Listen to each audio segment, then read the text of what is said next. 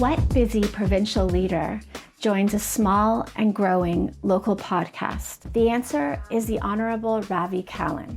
Minister of Housing and Municipal Affairs, the Honourable Ravi Kahlon, joined me in Season 2. He joins me again this season as Rachel Thexton Connects continues to grow. We have a fantastic discussion.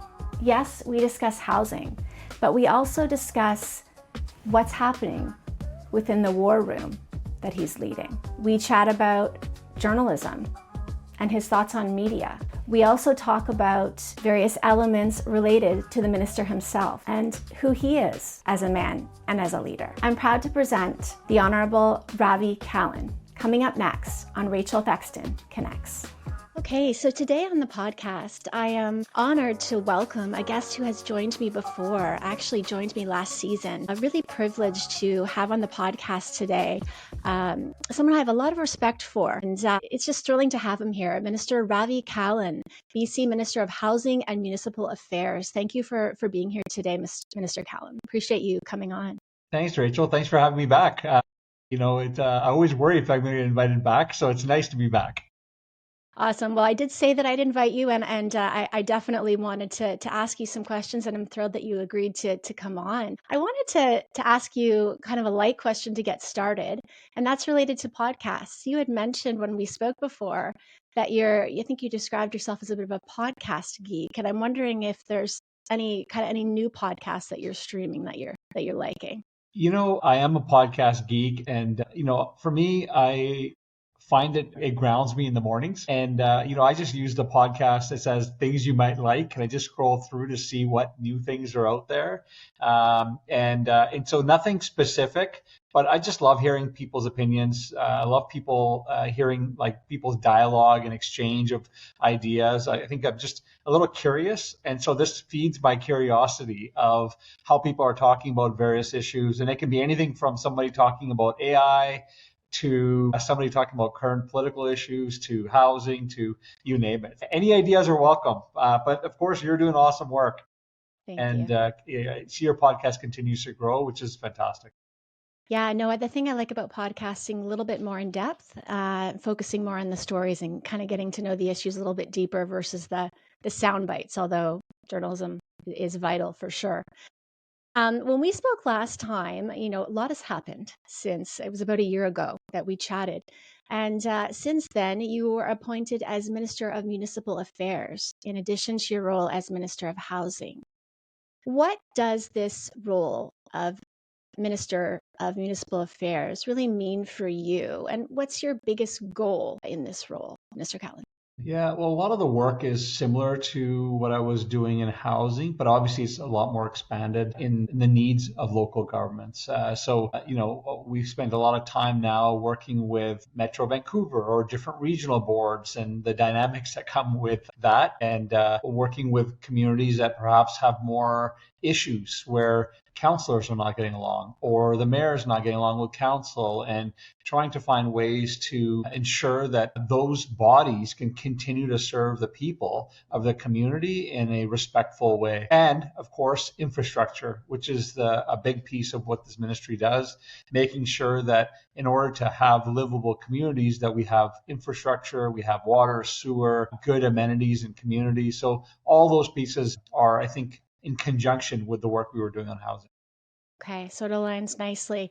You're very busy, leading me to your role in the new war room.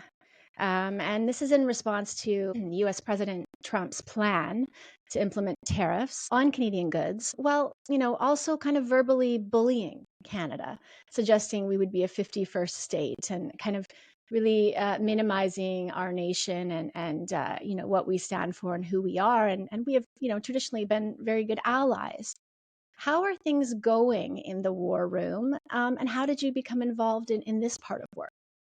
Well, when the premier calls, you pick up and you say, sure, I can do whatever you ask me to do. And so I was, in a funny way, voluntold. But, at the same time, when your country is at risk, it's the type of thing you want to be doing. I'm very proud. I'm a very proud Canadian. I've had the privilege of representing Canada at multiple Olympics. I believe we live in the best country in the world. Not to say you can't be critical or you want to make changes. That's part of being patriotic. It's part of a healthy society to be able to want to make the place you live a better place. And so I jumped up at the opportunity. Some people run from fire. I seem to run to it. And so with this committee, what we're doing is we're looking at really three things. One, how do we respond as a province, as a country, as industry, as First Nations?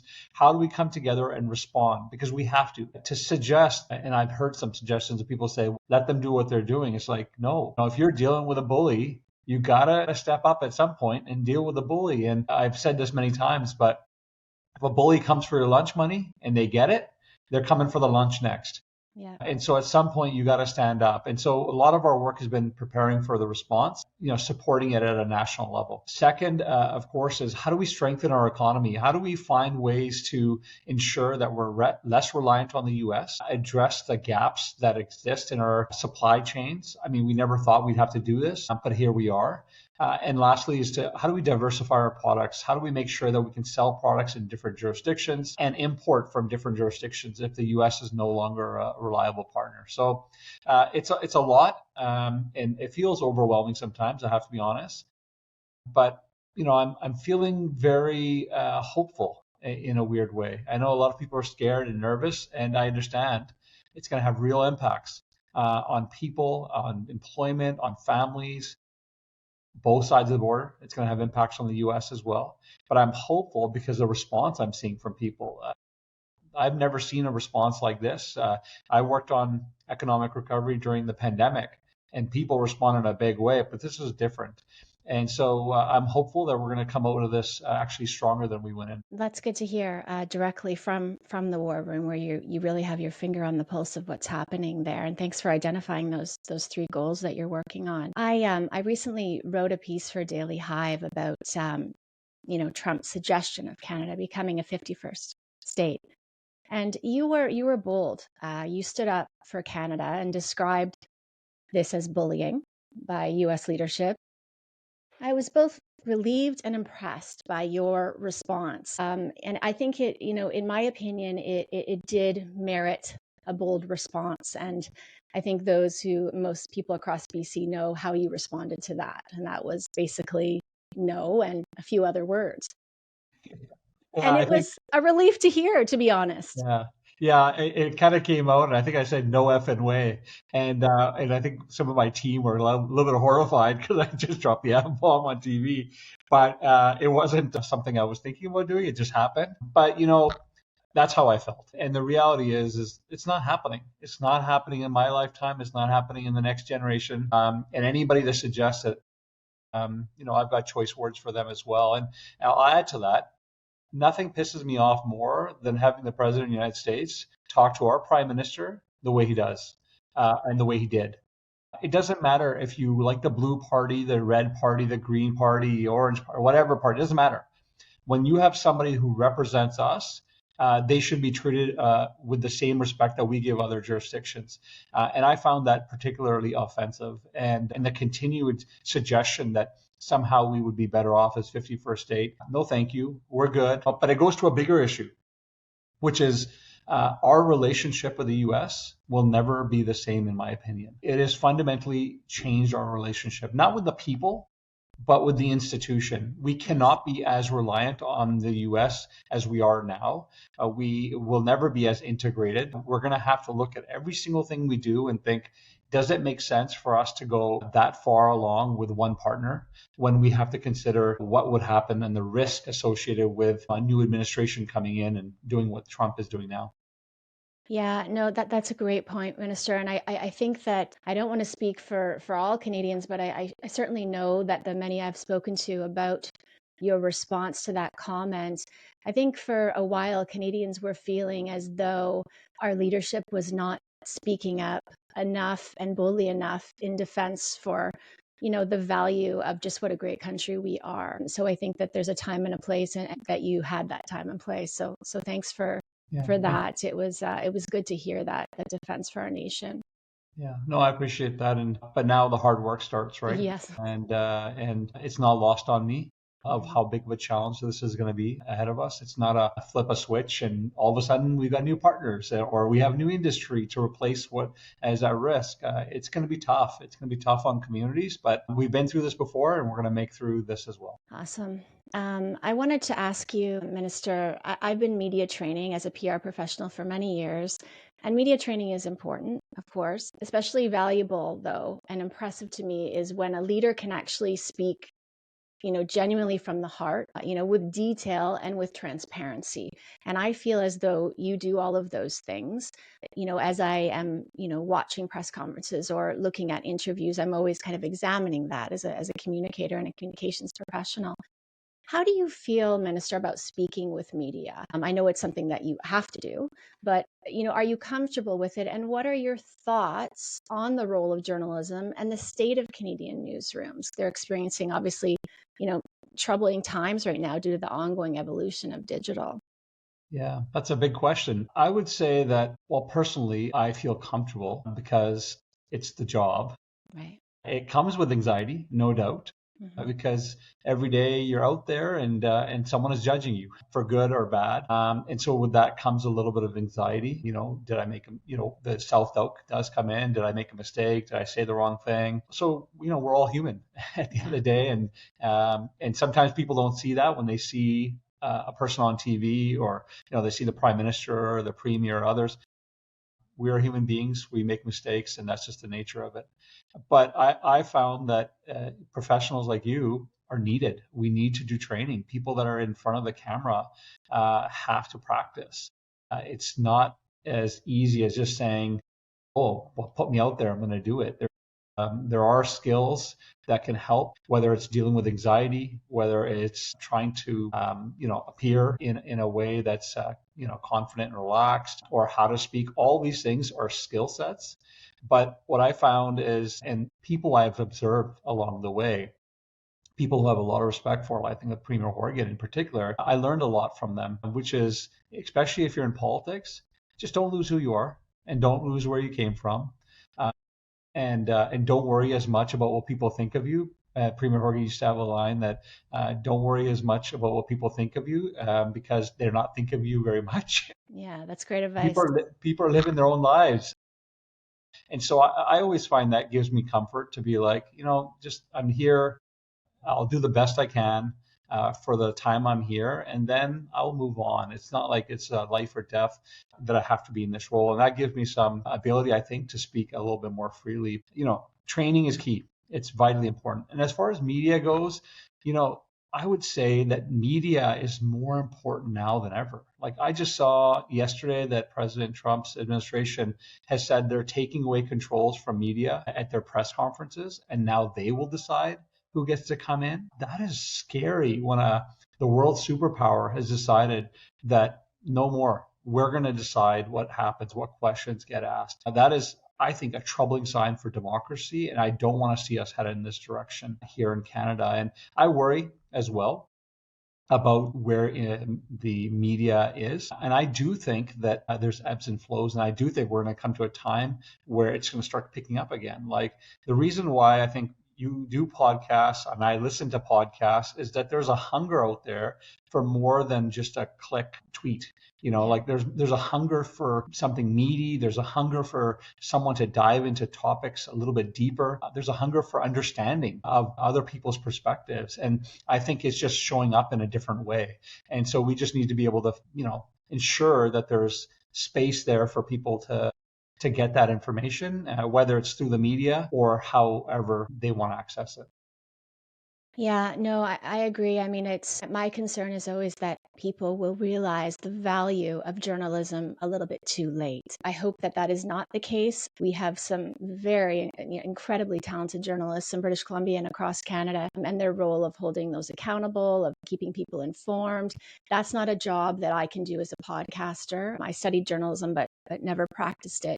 And I leave the journalism job to the pros, to the journalists, and just have a great deal of respect for them. So yeah, it's definitely something that we need to keep in mind and support journalism in any way that we can. I'll just add that, I talk to a lot of young folks and I always say to them, well, where are you getting your news from? And when I hear I get my news from TikTok, I'm always like, okay, right? Like who?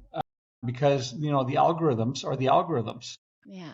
and you might not be getting that the correct story. Like there's so much misinformation that people come to me with, and so that scares me. It scares me quite a bit, and so there is definitely a place for it. But how do you ensure that there's actually quality information and not, quite frankly, propaganda or the system, the algorithms pushing a narrative that perhaps might not be felt by others? Yeah. No, that's a great point, especially with AI and the emergence of its power. Yeah. Oh, yeah. No, I just saw someone created an AI video of the president and Elon Musk, and they hacked into a system, and it was playing on all screens across the U.S. And I thought, okay, well, it's not coming; it's here, and we kind of have to be prepared for it. Yeah, yeah, for sure. And everything you see kind of have to really be the judge of, researching into who the source is and where it's coming from. Exactly. I know that, you speak with media on a regular basis about housing issues. So I haven't focused this discussion as much on housing. I read all the great real estate journalists and their discussions with you. But I do want to ask you a couple of questions. Compared to last year, how do you feel that those in their 30s and 40s, for example, do you think that their chance of getting into the BC housing market in the last year or two has increased? Are their chances better? It still feels unattainable to many. Yeah, we have a long way to go still, but I'm actually feeling a little bit more hopeful. I do think we are starting to turn an important corner. We've had 9 months of rent decreases. That has not happened in a long time in British Columbia, where I think rentals.ca put out a report every single month for the last 9 months. They've seen rents coming down steadily. In the Vancouver and Burnaby, and our vacancy rates are now in many communities at 2%. Some communities even getting closer to 3%, which is the definition by CMHC as a healthy vacancy rate. And we still continue to see housing starts at record numbers. Someone said to me, well, the numbers are down from last year. Well, last year was the highest in BC's history. We're still higher than every other year in the history of this province. And so I think things are heading in the right direction. I do believe still that the housing system is rigged against young people. The entire system is rigged against young people. Everything from who makes decisions about housing, how decisions are made about housing. Often the voices of people who need it the most are not present there. A, because they don't have time to show up at all these meetings, and B, that they're not in the community yet, but they need the housing. And so, when we change the laws to allow for 4 units on a single family lot, that is having a huge impact already in communities. I have a project in my community. They've got multi-generational living. 3 kids. The parents are making a fourplex, and the 3 kids living in individual units, and the parents are living in one, in the same home, same land that they grew up in. I've got a friend here that just told me that they've got 3 other families. They're coming together. They're going to build a fourplex. And they're all going to live together. And so I just think that it's created a new opportunity for people, whether it's home ownership or more affordable rental options for people. But in no way am I suggesting that we're there. I mean, we have housing. It takes years to turn that tide. I'm feeling hopeful. I'm starting to see things heading in the right direction. We just got to keep our foot on the gas pedal to continue that change. Okay. Great. Now, when we're looking at tenant and landlord relationships, that's one that I'm passionate about because there are so many renters in British Columbia, and naturally, and I know we have the stories of horror tenants, of course, as we do landlords. And I asked you a little bit about this last time, but the tenant is naturally in a position of less power, right? Relying on housing. And that is especially important for new Canadians who may not want to take things to a dispute or may not be familiar with the regulations. They may not, be maybe applying for different types of visa, not wanting to go in any route that disrupts. And that always concerns me that landlords can potentially take advantage. And I've seen cases of this. I'm sure you've heard of them as well. I did read on a story that you did with stories.com reporter Howard Chai, and you said that BC once had the highest wait times in the country for landlord tenant disputes, and it's now one of the lowest wait times. So that's great to hear. Are there any other areas that you're looking at to protect tenants who are naturally in that position of less power in that relationship between tenant and landlord? Yeah, no, it's a really complex issue, and especially when you bring language and cultural barriers into it, both from a tenant's perspective. Like I met with a tenant recently who told me that they were asked to increase their rent $400, and they said yes because they didn't know and they were afraid to lose their place. And we also hear a lot of cases that come forward where the mistake is clearly with the landlord, but there was a language barrier and they just don't know the rules. And so it's a reminder to us, and we've directed the ministry to do more work in different languages so that people get information that's more accessible and understandable for them. So we're going to be ramping that up, but also creating systems that allow for more checks and balances. When we created, for example, an online tool for anyone that wants to use the what you call personal use eviction tool, by just moving it online and having people register and have to provide basic information about who's moving in, what is the reason you're doing it, it's actually changed the game quite a bit.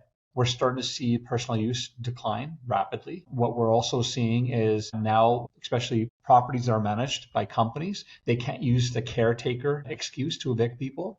And so we eliminated that completely. So you're seeing those cases go down. But what you're also seeing is, especially for renters, now they have the information about who's moving in, if there's a personal use is being used. And so then if you do need to dispute it, you actually have some information to start with. So we're trying to find that balance where landlords that actually genuinely need it for family or whatever purpose can have access to it to eliminate the abuse of the system.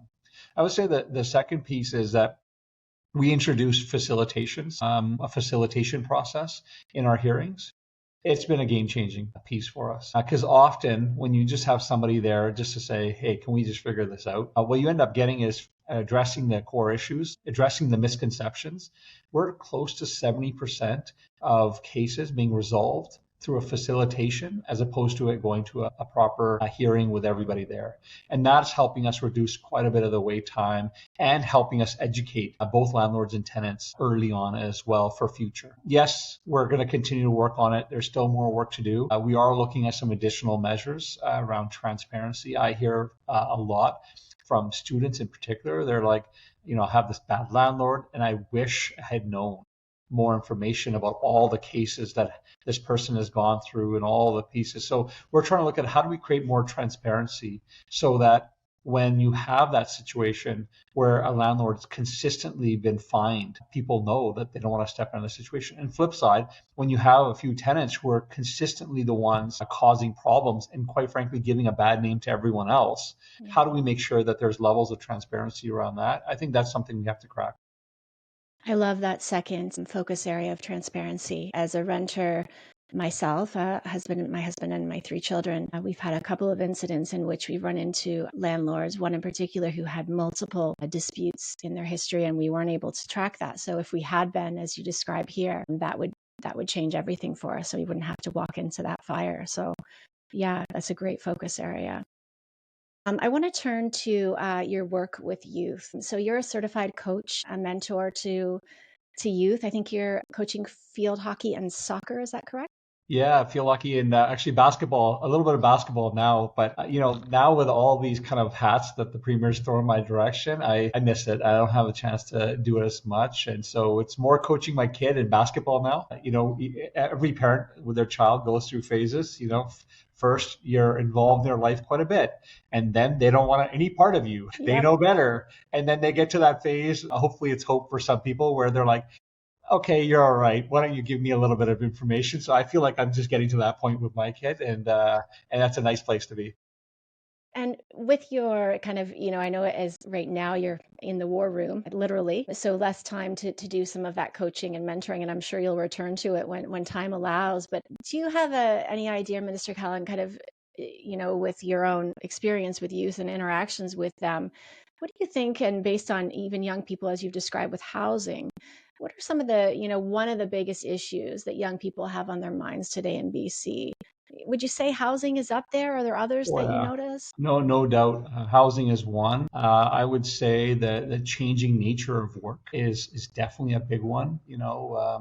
the world is changing faster and faster and faster. The nature of work is changing. You've got AI coming on board. You've got more robotics being used, more automation. I mean, that's I think a big piece that I think about quite a bit about how do we ensure that we have tools available for young people to be able to be successful in the changing economy? How do they get access to housing? How do they get access to training? But not only the traditional degree, but also different forms of training. Maybe it's shorter courses, because the formal education system doesn't work for everyone, and so we got to meet people where they're at. And I think that's a big concern that I've certainly hear from folks. I would say those are the biggest ones that I hear. And of course, a fear of climate change and the impact of climate change and what the world will look like in the future. All of these things are things that I stress about because I hear about from young people. Mm-hmm. And I haven't gone to the local high schools in the last few months, but I do go every year to all the high schools and let them grill me about any topic they want. And these are consistently the ones that are coming up in every meeting or in every interaction I have with young people. It would be kind of neat to look at some type of a youth cohort that participated and kind of provided feedback, a very diverse youth cohort who participated guiding feedback to provincial government leaders such as yourself and to give, to provide regular feedback on what they're seeing and feeling. Yeah, I've got a Delta Youth Futures Leader program. Neat. Where young people, in particular high school, apply to enter, and we provide training to them: public speaking, resume writing, how do you do interviews. But their end project is, what is a big idea that you think should be implemented that either will impact your community, your province, the country. And we have them do those presentations, and I invite Carla Coltro, who's our MP and also a minister federally, and a school trustee, and we listen to that and we provide them feedback. So every year I have a new cohort that comes through. And so part of that, though, is learning for me, because it gives me an opportunity to hear from them about what they're hearing, what they're seeing, what language they're using. I feel like I'm always like, what does that mean? But all of that is, I think it's a two-way street that's helped me, and certainly hoping others consider it as well, because I think it's a way of giving back, but it's also a way of getting something as well. Yeah, no, it benefits both for sure. I learn from my kids and their peers a lot. Sometimes the simplest things they say, aren't so simple. They're actually quite insightful. Yeah. Don't have the same filters that we might have as adults and professionals. Totally. And then they can also show you your vulnerabilities. Yes. Because they find them pretty quick and they push pretty hard. They do. That's for sure. So before I let you go, Minister, I know with all these hats that you're wearing, you're a very busy person. I want to ask you what excites you most about 2025, and just really now working in all these, important focus areas. And I don't mean to put stress on you, but you've got a lot on your plate. What excites you about 2025 moving forward, and what are you looking forward to?